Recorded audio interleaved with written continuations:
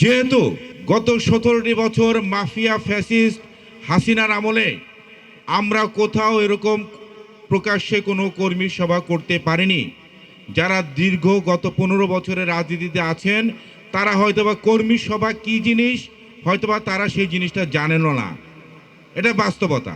যেহেতু 40 নম্বর ওয়ার্ড যুবদলের আমার যতটুকু মনে পড়ে সিটি কর্পোরেশনের 40 নম্বর ওয়ার্ড গঠনের হওয়ার পরে এটাই মনে হচ্ছে 40 নম্বর ওয়ার্ডের প্রথম কর্মী সভার আগে কোনো কর্মী সভা হয়নি।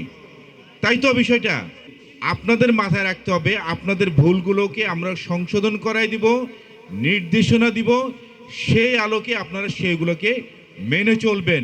তাহলেই হচ্ছেন আপনারা দলের প্রকৃত কর্মী। কথাটি পরিষ্কার?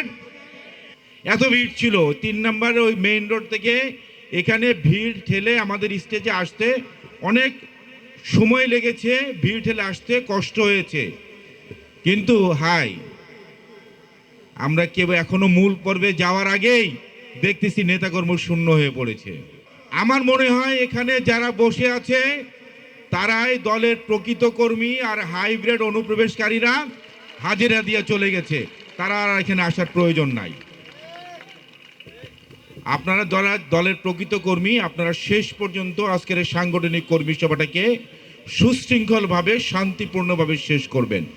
আমরা এখন আজকের এই কর্মী সভার মূল পর্বে যাচ্ছি। আমাদের আজকের মূল পর্বের মূল বক্তা হচ্ছেন যারা 40 নম্বর ওয়ার্ডের যুবদলের দীর্ঘদিন ধরে রাজনীতি করে আসছেন এবং যারা আগামী দিনে 40 নম্বর ওয়ার্ড যুবদলের নেতৃত্ব প্রত্যাশী। কথাটা কি বুঝতে পেরেছেন? ওয়ার্ডে যারা দীর্ঘদিন ধরে রাজনীতি করে আসছেন এবং যারা বর্তমান আগামী দিনের 40 নম্বর ওয়ার্ড যুবদলকে সাংগঠনিকভাবে কিভাবে আরো শক্তিশালী করা যায়, সাংগঠনিকভাবে ঢেলে সাজানো যায়, আপনাদের মতামতের ভিত্তিতে আমরা আগামী দিনে 40 নম্বর ওয়ার্ড যুবদলের নেতৃত্ব আপনাদের হাতে আমরা তুলে দিব। সেই লক্ষ্যে আপনারা বক্তব্য রাখবেন। বক্তব্য রাখার সময় 2টি বিষয় বিশেষভাবে বিধিনিষেধ আমরা দিয়ে রাখি। সেই বিধিনিষেধগুলো কি হচ্ছে? যারা এখানে বক্তব্য রাখবেন এখানে দাঁড়িয়ে আপনারা আপনাদের থানার কোনো নেতার পক্ষে কেউ কোনো বক্তব্য দিতে পারবে না। কথাটা কি বোঝাতে পেরেছি? যদি বুঝতে না পারেন আমি একটু ভেঙে বলি।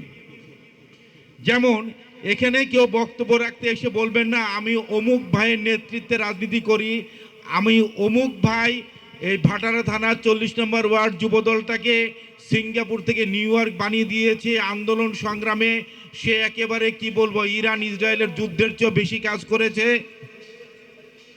এই টাইপের কোনো ভাইয়ের নামে এখানে কেউ নাম উচ্চারণ করে কেউ কোনো বক্তব্য রাখতে পারবেন না। কথা পরিষ্কার? নির্দেশনা নাম্বার 2, বিএনপি হোক, যুবদল হোক, স্বেচ্ছাসেবক দল হোক, ছাত্র দল হোক, আমাদের বিএনপির যে কোনো পর্যায়ের কোনো নেতার বিরুদ্ধে দাঁড়িয়ে এখানে একটি টু শব্দ করা যাবে না।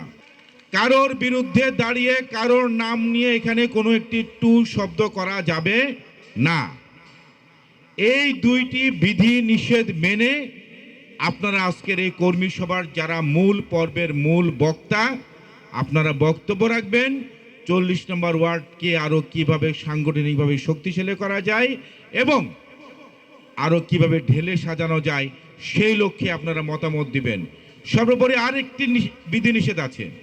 বিএনপির প্রতিষ্ঠাতা শহীদ president Ziaur Rahman, BNP chairperson আমাদের মমতাময়ী মা দেশনেত্রী বেগম খালেদা জিয়া এবং আমাদের নেতা বিএনপির ভারপ্রাপ্ত চেয়ারম্যান জনাব তারেক রহমান, এই 3 জনের নাম ছাড়া অন্য কোনো ব্যক্তি ভাইয়ের নামে স্লোগান দেওয়া যাবে না। কথা পরিষ্কার?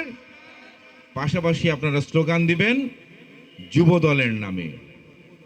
এই বিধিনিষেধগুলো মেনে শান্তিপূর্ণভাবে শৃঙ্খলাবদ্ধভাবে আজকের এই কর্মী সভাটি সবাই সমাপ্তি করবেন বলে আমরা আশা করি এবং সেই প্রত্যাশা আপনাদের করি।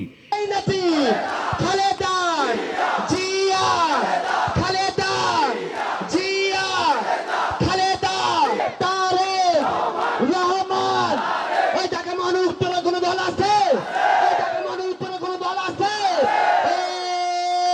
এই সেই দল